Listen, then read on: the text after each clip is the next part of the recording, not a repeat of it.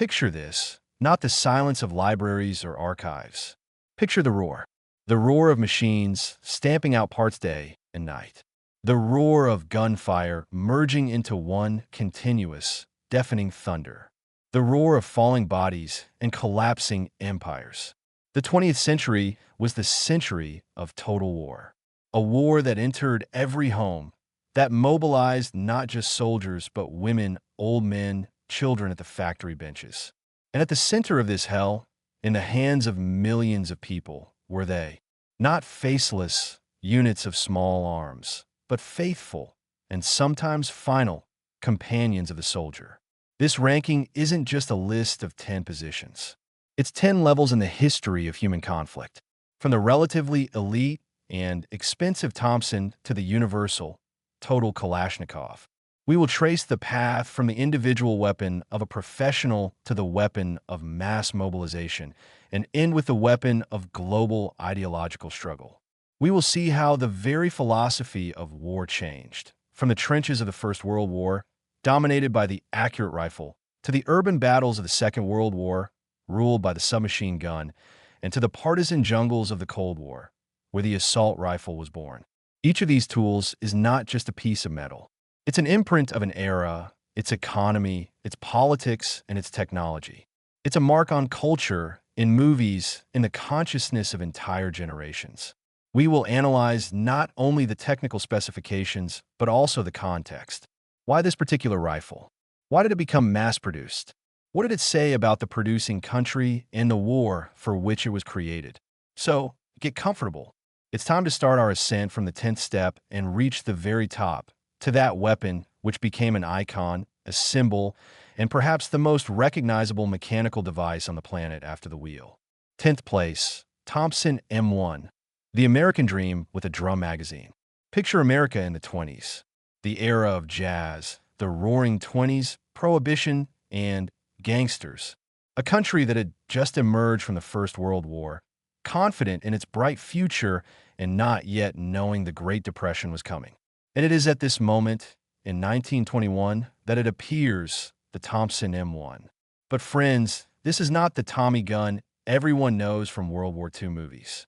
Its story begins much earlier and in a completely different capacity.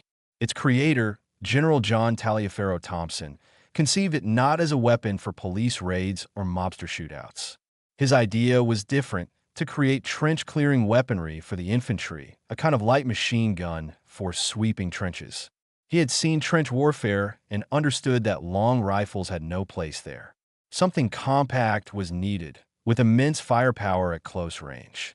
However, fate had other plans. Why did the U.S. Army initially reject this weapon? It all came down to two words: price and concept. The Thompson was incredibly expensive. Its production required high-precision machine tools, a lot of milling and fitting of parts. At the time of its appearance, it was almost a bespoke, luxury item. Army officials, raised on the traditions of accurate shooting at hundreds of yards, looked at this cut-down, weapon-firing pistol cartridges with great skepticism. What kind of weapon is this that can't hit a target beyond 100 yards? That's roughly how they reasoned. And then entered those for whom price was not an object and short-range combat was the norm: organized crime. The Tommy gun became the true king of the gangster wars. Its intimidating appearance, its characteristic thump when firing, not as loud as rifles, but very recognizable, and its devastating power at close range made a legend. Imagine a limousine, a barrel with a compensator sticking out the window, and gangsters in expensive suits and hats, hosing down the breweries of their rivals with lead. It was a true symbol of the Prohibition era. And what cartridge did it use? The .45 ACP automatic Colt pistol. Heavy, slow, but incredibly stopping. At distances up to 50 or 100 meters, this bullet, upon hitting a target, wouldn't pass through it, but would transfer all its energy, causing horrific damage. Early versions, like the Model 1921, could be equipped with drum magazines holding 50 or even 100 rounds. Imagine the rate of fire. But such magazines had drawbacks. They were heavy, noisy, they rattled when running, and difficult to load. Everything changed with the start of the Second World War. The U.S. Army urgently needed compact, powerful weapons for paratroopers, sergeants, and vehicle crews. And then they remembered the Thompson. But the civilian version was too expensive and complex.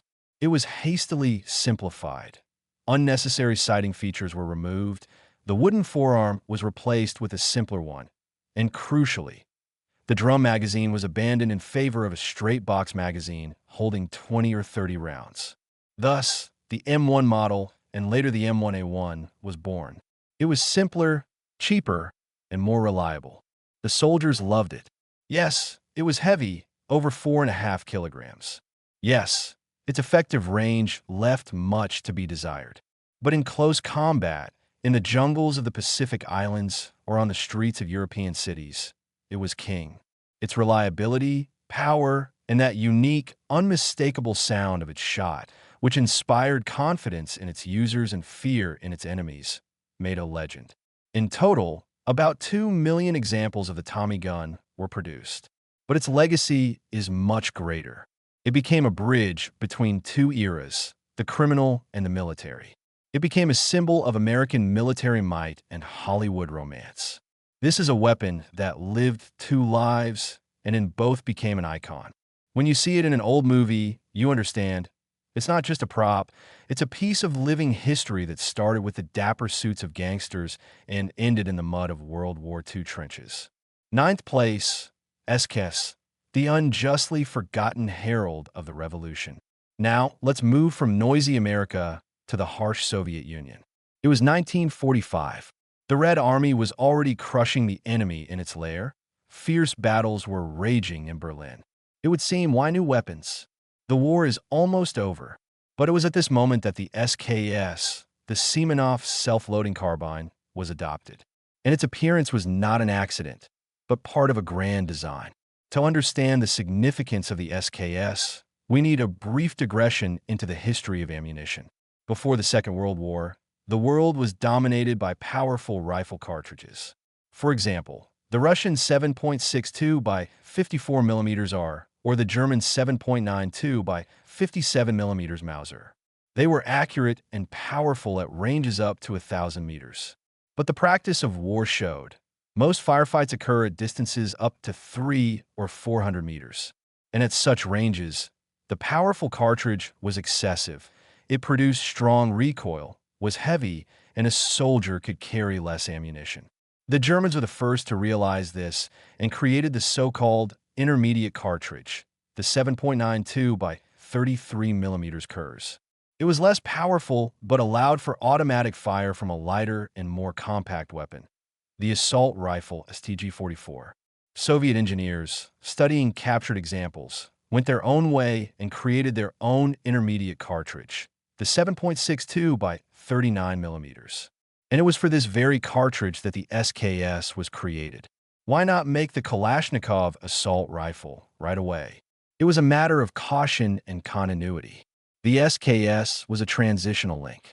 In essence, it was still a classic rifle, but self-loading, meaning you didn't have to manually work the bolt after each shot, and chambered for the new, more modern cartridge. It was accurate, convenient, with a non-detachable magazine for 10 rounds, loaded via a stripper clip. It was a very elegant and well-thought-out weapon for its role. What role did it play? The SKS was not a frontline weapon like the PP-SH or the later AK. It was a weapon for the second echelon, for artillerymen, signalers for garrison and guard duty. It was more accurate than the PP-SH and lighter than the old Mosin rifle. It was valued for its simplicity of maintenance and reliability. It was like a reliable, non-commissioned officer, not rushing to the front lines, but always dependable in the rear. In total, over 5 million SKS rifles were produced. But its main fame began after the war. It became a true weapon of friendship for developing countries. Its copies were produced in China, Type 56, Yugoslavia, Romania, Vietnam. Why? Because it was simpler to produce than an assault rifle and perfectly suited for not very well-trained armies. It could still be found in conflicts all over the world, from Africa to Latin America. It became a symbol of how the old rifle era slowly but surely gave way to the new assault rifle era. It was the last beautiful breath of a departing era before the thunder of the Kalashnikov Revolution. Eighth place, PPSH 41, the music of industrial war. If the SKS is the elegant herald, then the PPSH 41 is the harsh reality of the most terrible war in human history. 1941. The Wehrmacht is rushing towards Moscow. The Red Army is suffering colossal losses, losing huge weapon depots. It was urgently, desperately needed to arm millions of new soldiers called up by mobilization. A weapon was needed that could be produced quickly, in huge quantities, and at any, even not the most technologically advanced factories. The answer to this challenge was the PPSH, the Spadgen submachine gun. Its genius lies not in ballistics or ergonomics. Its genius lies in its production technology. The main part, the receiver, was not milled from a solid metal block, but stamped from a steel sheet. Imagine not a complex machine tool, but a giant press that stamps out the required part with one blow. This is many times faster and cheaper. The design was simplified to the extreme. A wooden stock, a barrel, a simple trigger mechanism allowing for bursts with a furious rate of fire of up to 900 rounds per minute. And the magazine. The famous drum holding 71 rounds. Yes, it was heavy and noisy, but it allowed a soldier to fire for a long time without reloading, which was critical in street battles and assaults. The PPSH did not strive for elegance. It was a tool of the frontline meat grinder. Its main virtue? Mass production. In total, about 6 million units were produced. It became the main weapon of the Soviet infantrymen. It was issued by the thousands, straight from the assembly line, to the army, to partisans, to militias. This weapon was not afraid of dirt, frost, or rough handling. Its short effective range, about 200 meters, perfectly matched the real conditions of combat in cities, forests, and trenches. After the war, the PPSH spread all over the world. Korea, Vietnam, Africa. It became a symbol of national liberation movements. Why? Because it was simple, cheap, and reliable. It could be produced even by a not very developed factory. It didn't require highly skilled maintenance. The PPSH is the embodiment of military industrialization in its purest form. When victory was forged not in design bureaus, but in workshops where the main motto was faster, more, simpler. This is a weapon that became a mass tool for survival and for that very victory. Seventh place, G3, German reliability for the global market. We move back to the West. The late 1950s. The world is already deep in the Cold War. The arms race is beginning. Military blocs, NATO and the Warsaw Pact, are being formed. And the countries of NATO face the question of standardizing weapons. A common cartridge and a common rifle were needed. The cartridge became the 7.62 by 51 millimeters NATO. And one of the most successful rifles for this cartridge was the German G3. But here's an interesting historical paradox. The G3 is a German rifle, but its roots are Spanish. It was designed by the famous German engineer Ludwig Vorgrimler, but he was working at the time in Spain for the company Setme. And only later was a refined version adopted by West Germany by the company Heckler & Koch. Thus, a Spanish-German union gave birth to one of the main workhorses of the Cold War. So what was so special about the G3? Its main feature was the system of a delayed blowback operation with a roller locking mechanism. Without getting into complex technical details, let's just say, this system made the rifle very reliable, reduced recoil, and allowed for the creation of a highly accurate weapon. The G3 was robust, durable, and did not require fine-tuning. It could operate in desert sand and Arctic snow, and this is precisely what determined its mass success. The G3 became not just the weapon of the Bundeswehr. It became an object of huge exports and license production. It was produced under license in more than 15 countries, from Pakistan and Iran to Norway and Turkey. Why? Because it was the ideal rifle for the Third World. It was powerful. The 7.62 NATO cartridge is a serious argument, reliable, and its production could be set up even on not the most advanced industrial bases. The total number of G3s produced is estimated at 7 million. It fought in dozens of conflicts around the world. The G3 is a symbol of export success. It is a weapon that the West could offer its allies as a benchmark of quality and reliability. It is a rifle that could be given to the army of any country, and you could be sure it wouldn't let you down. The mass nature of the G3 is the mass nature of global politics, diplomacy, and military technical cooperation. Sixth place, FNFAL, the right arm of the free world. If the G3 was the German answer, then the entire free world had its own icon, the Belgian FNFAL. Introduced in the early 1950s, it quickly became the gold standard. It was unofficially called the right arm of the free world, and that was no exaggeration. Over 90 countries adopted it. Imagine that scale. What made the FAL so popular? First, the cartridge, the same 7.62 by 51 millimeters NATO. Standardization played into its hands. Second, amazing adaptability. The FAL existed in dozens of modifications, with a wooden or plastic stock, with a long or short barrel, in a version of an automatic rifle, or even a light machine gun. It was like a construction set. Its gas-operated system, with an adjustable piston, allowed the weapon to be tuned for different conditions: the heat of the desert, the humidity of the jungle, the quality of the ammunition. It was a very intelligent and well-made weapon. Soldiers valued it for its accuracy, power, and reliability.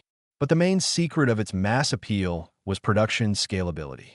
The Belgian company FN Herstal actively sold production licenses.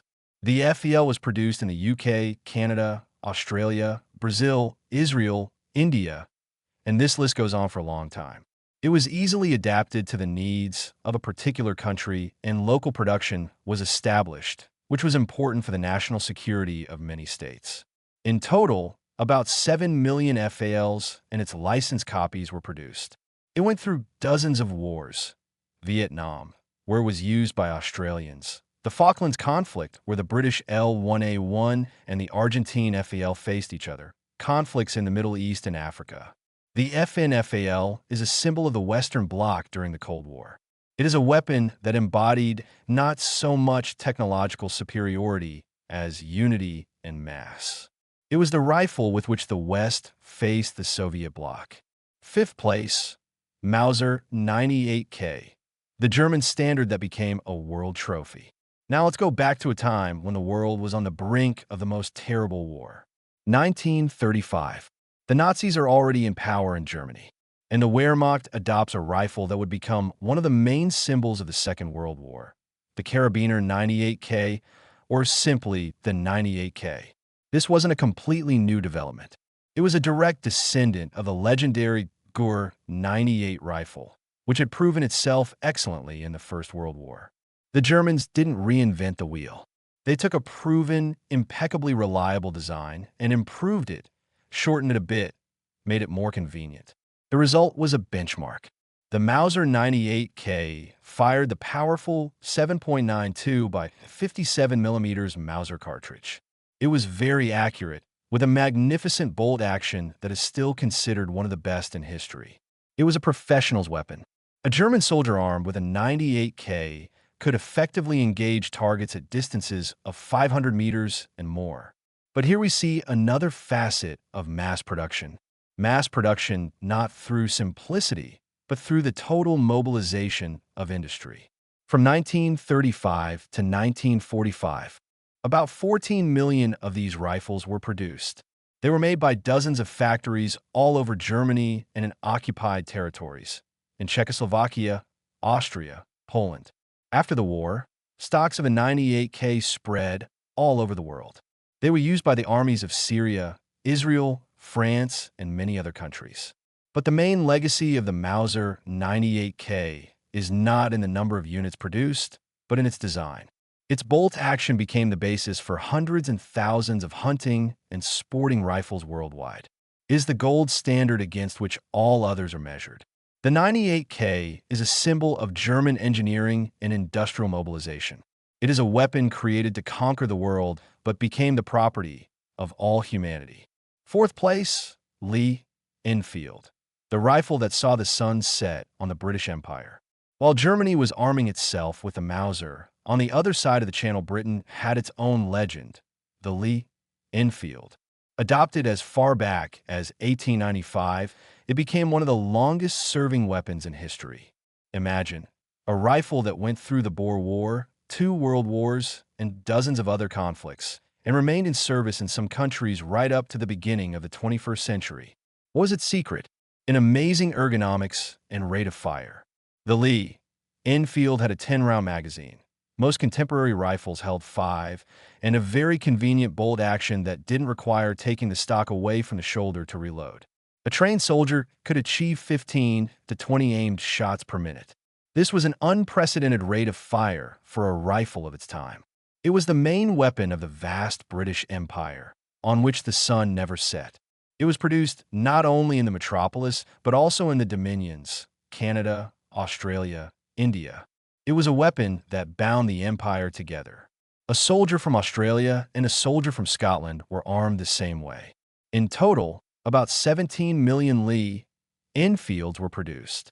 It fought everywhere, from the trenches of Flanders to the deserts of North Africa and the jungles of Burma.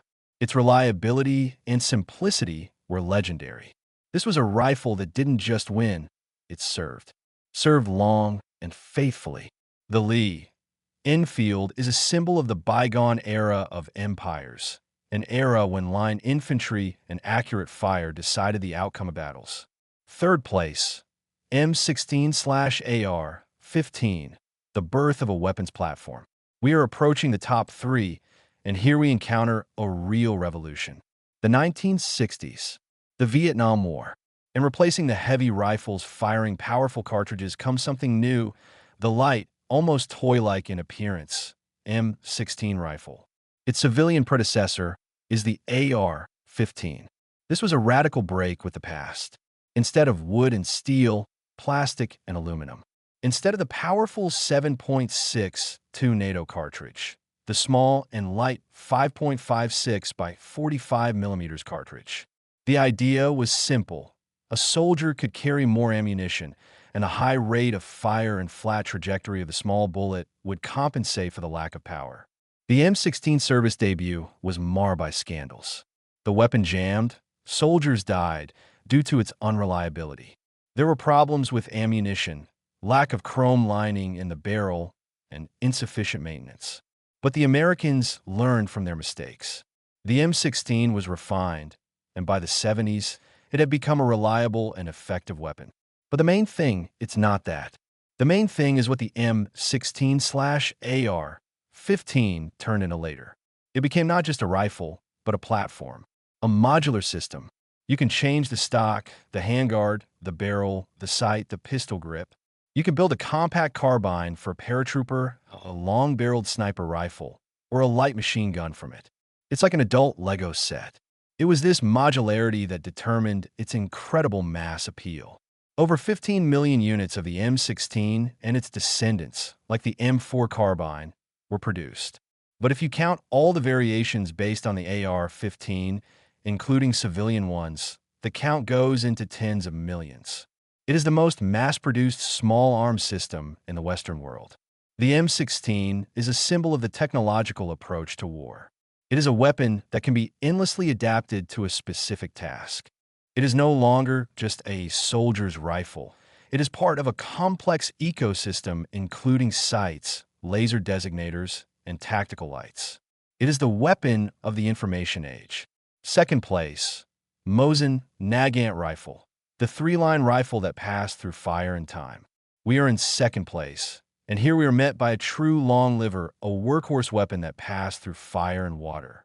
The Mosin Nagant rifle, also known as the 3-line rifle, was adopted by the Russian Empire back in 1891, and it remained in service in various corners of the world almost until our time.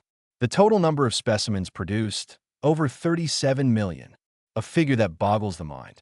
What is the phenomenon of the Mosin? In its stunning, almost frightening simplicity and reliability. Its design was so simple that it could be assembled and disassembled by a not very literate peasant conscripted into the army. It was not afraid of dirt, frost, or rough handling. Its bolt action was not as fast as the Lee in fields, but incredibly reliable. It went through 4 wars: the Russo-Japanese War, the First World War, the Civil War, and the Great Patriotic War, World War II. It was both a soldier's rifle and a partisan's rifle, and, importantly, a sniper rifle. With a PU or PE optical sight, it became a formidable weapon, accounting for thousands of enemy lives. Legendary snipers like Lyudmila Pavlichenko or Vasily Zaitsev shot the enemy with the Mosin. After the war, it became as much a symbol of Soviet exports as the AK. It was supplied to allies all over the world. It can still be found in stockpiles in Asia and Africa. The Mosin Nagant rifle is a symbol of resilience and longevity. It is a weapon that saw the rise and fall of empires that was in the hands of both the Tsar soldier and the Red Army soldier. It is a true legend, forged from steel and history. First place, AK-47/AKM, the assault rifle that armed the planet. And here we are at the summit. First place. And here, of course, there can be no doubt. The Kalashnikov assault rifle. The AK-47 AKM and all its countless modifications and copies. The numbers here are so fantastic, they are hard to believe. The total number of Kalashnikov assault rifles and its derivatives produced has exceeded 100 million specimens. No other type of small arms in human history has even come close to this figure. Why? What is the secret of this phenomenal success? The answer lies in a brilliant combination of factors. Simplicity. The AK's design is genius in its simplicity. A minimum of parts, no fine adjustments. Almost anyone can assemble and disassemble it. It is a weapon that forgives careless handling. Reliability. This is the main legend of the AK. It works in conditions where any other weapon fails. In sand, mud, water, bitter cold, and scorching heat. It keeps firing. It is a weapon of survival. Manufacturability. The AK, especially its improved version, the AKM 1959, was designed for mass production. Stamping, welding, a minimum of milling. It could be produced in huge quantities at the simplest factories. Politics. The AK became the real currency of the Cold War. The USSR and its allies supplied it to dozens of fraternal regimes, revolutionary movements, and partisan armies around the world. It became a symbol of the struggle for independence, socialism, and anti-imperialism. Its image is on the coats of arms and flags of some states. The AK is more than a weapon. It is a global brand. It is recognized in the most remote African village and the most fashionable New York office. It has become part of pop culture, a symbol of resistance, and at the same time, a symbol of terror. It is not the most accurate. It has strong recoil. Its ergonomics leave much to be desired. But it works. Always.